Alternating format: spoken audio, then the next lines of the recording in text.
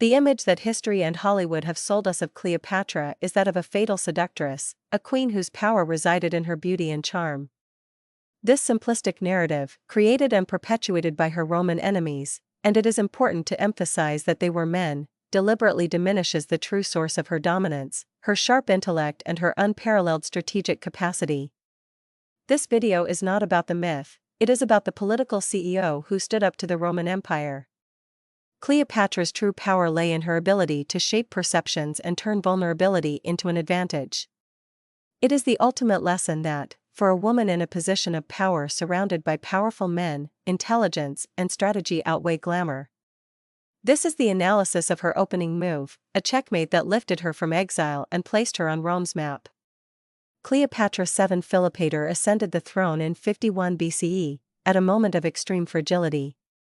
The Ptolemaic dynasty, founded by one of Alexander the Great's generals, had been in decline for generations. Egypt, though rich in resources, especially the vital grain that fed the Mediterranean, was financially beholden to the Roman Republic. She did not inherit a secure throne, she inherited a geopolitical crisis. Here lies the first and most crucial trigger for the modern woman, the ability to thrive under pressure.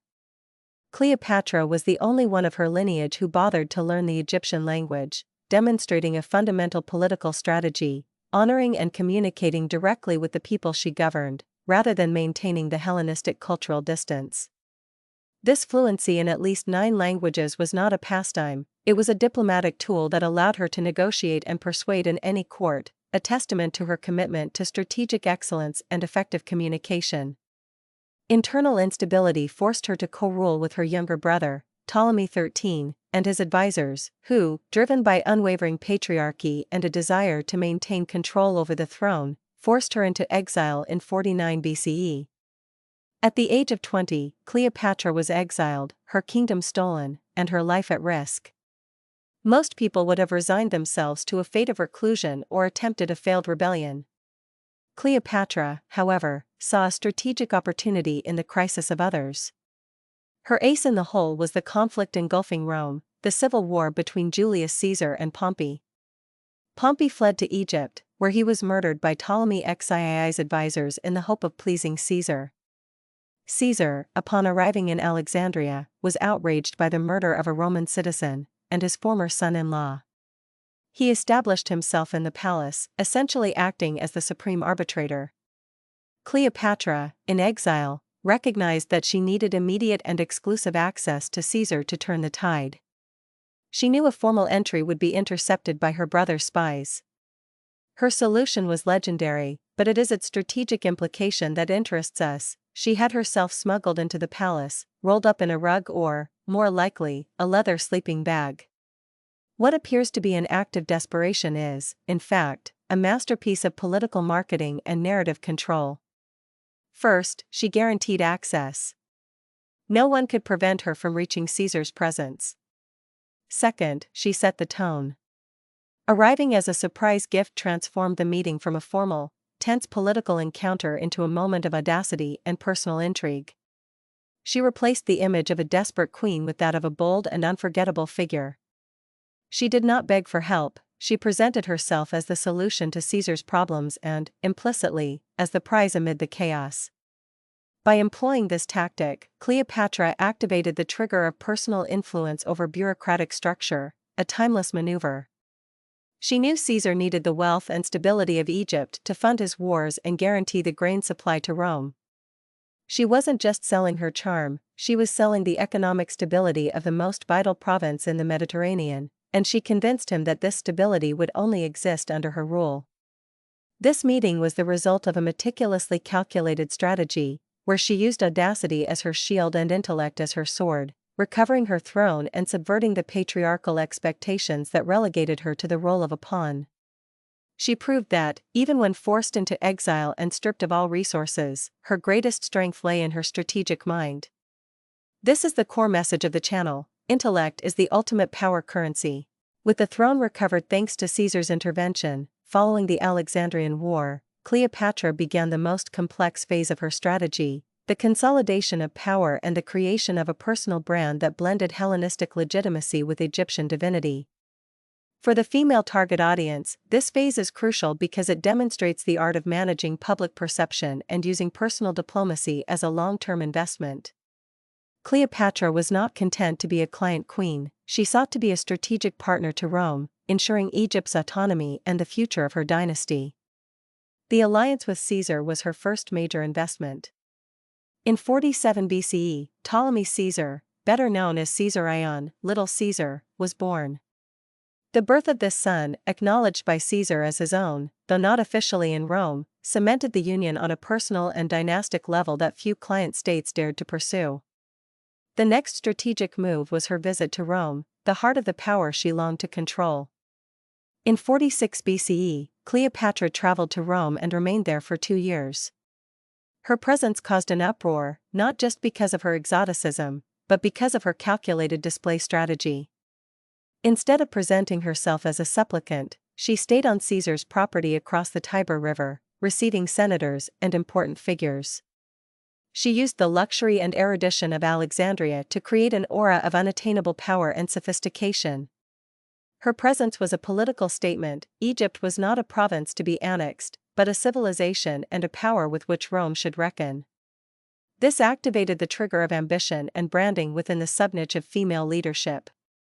She made the Romans see Egypt not just as a granary, but as a center of culture and wealth, elevating her own brand from queen to that of an essential monarch.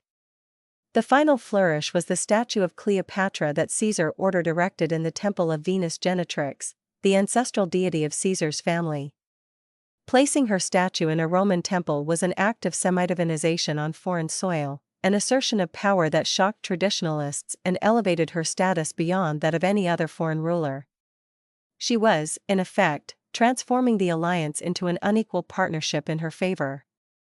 Julius Caesar's assassination in 44 BCE by the Republicans plunged Cleopatra back into crisis, but it also demonstrated her resilience and strategic coolness. She quickly returned to Alexandria, understanding that Rome was unstable and that her focus should be on internal consolidation and tactical observation. She could not risk involvement in another Roman civil war. Her return to Egypt was a strategic retraction move to protect the investment that was Caesarion. She did not immediately align herself with either side of the new dispute, Octavian, Mark Antony, and Lepidus against Caesar's assassins, Brutus and Cassius, preferring to maintain a position of armed neutrality. Her contribution of resources to the forces of Mark Antony and Octavian was calculated and delayed, sufficient not to be seen as an enemy, but not enough to risk Egypt's total ruin if they lost. This demonstration of control over military involvement, prioritizing the security of her kingdom, is a lesson in risk management. Egypt, under her command, became the only independent kingdom capable of negotiating on equal terms with the triumvirs. She used Egypt's wealth to maintain her influence, lending money to Roman factions and controlling the supply of grain. Her brand was now that of indispensability. She had transformed herself from an exiled queen into the ruler Rome needed to maintain, and could not simply absorb. This phase of her life is a manual on how to transform tangible resources, grain, gold, into intangible power, influence, respect, and autonomy, a crucial skill for any woman seeking to build a lasting legacy in an environment dominated by competition. She was not a queen in waiting, she was an architect of empires, ensuring that her resources were used as political leverage, and not simply as charity. This shrewd management of resources and perception underlines the channel's purpose of analyzing historical strategies for modern application. Cleopatra's meeting with Mark Antony in Tarsus in 41 BCE was not a chance romance, but the most elaborate piece of political theater in ancient history, a masterclass in high-stakes negotiation. Antony, the most powerful man in the Roman East and one of the world's 3 rulers, had summoned Cleopatra to question her loyalty during the civil war. He expected her to arrive as a client queen. She, instead, arrived as a goddess. Her entrance on the Cydnus River was carefully orchestrated to negate the power imbalance and capture the imagination of Antony, and by extension, the Roman world. Cleopatra sailed on a barge with purple sails, adorned with gold, with her servants dressed as nymphs and cupids, while she herself was arrayed as Aphrodite, Venus. The air was perfumed with incense, and a crowd gathered on the riverbanks. This was not a reception, it was a performance of divinity and absolute wealth. She was activating the trigger of perception of power. She was communicating to Antony that he was not dealing with a mere client state, but with a cultural and economic force that could afford to be extravagant. Antony's invitation to dinner was answered with hers, a feast he deemed unparalleled in luxury. When Antony tried to outdo her, she made him feel simplistic, raising the standard of opulence and, in turn, her own status. The strategic lesson here is that she used ostentation as a negotiation tool, demonstrating that the price of her alliance was high, but the return would be an endless flow of resources and glamour that would validate Antony's position in the East. The alliance that followed was not just personal, it was a long-term contract with ambitious territorial goals. Cleopatra used her influence to negotiate the recovery of territories that had been historically Egyptian, strengthening her kingdom's borders and, crucially, eliminating rivals and enemies. She did not ask for gifts, she demanded strategic security and territorial expansion in exchange for financing and loyalty. The pinnacle of this strategy occurred in 34 BCE, with the so-called donations of Alexandria. In a public ceremony, Cleopatra and Antony dressed as Egyptian gods, Isis and Osiris. Their children were declared rulers of vast regions of the East, with Caesarion being proclaimed King of Kings and the legitimate heir of Julius Caesar. This ceremony was not an act of madness, it was a bold attempt to reconfigure the geopolitical map and found an Eastern empire independent of Rome. For the ambitious modern woman, studying this phase of Cleopatra's life is a manual of vision and execution.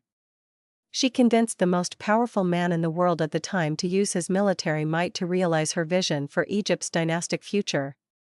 She utilized political theater to transform Rome's negative propaganda into a narrative of divine royalty. While Octavian in Rome promoted an image of republican austerity, Cleopatra and Antony were building a brand of messianic and global power. The trigger of legacy is evident. She was securing the future of her children in a world where women rarely achieved such a feat. Her ability to transform a military alliance into a project of dynastic empire is proof that her influence extended far beyond the bedroom. She was in the war room, dictating terms and strategies, proving that the power of feminine persuasion at the highest level can rewrite history. The depth of her political foresight, evidenced by her territorial demands that strategically protected Egypt's economic and geographic interests, provides invaluable insight into how women leaders can leverage personal relationships into massive, structural gains, a central tenet of the channel's subniche focusing on strategic leadership. The ambition of Cleopatra and Antony, materialized in the donations of Alexandria, was a direct threat to the supremacy of Octavian, who skillfully used this ostentation and the fear of an Eastern empire to mobilize Rome against them. The Battle of Actium in 31 BCE was the turning point, a naval defeat that sealed the couple's fate. However, even in defeat, Cleopatra demonstrated strategic resilience and a constant concern for her final narrative. Her retreat from Actium was widely criticized as cowardice, but modern strategic analysis suggests it was a pragmatic attempt to save the Egyptian fleet and the treasury, preparing for the inevitable final battle in Egypt. She was buying time to regroup. With Octavian close behind her, the queen dedicated herself to the strategy of legacy survival. Cleopatra's final stroke of strategic genius was her last attempt at negotiation with Octavian.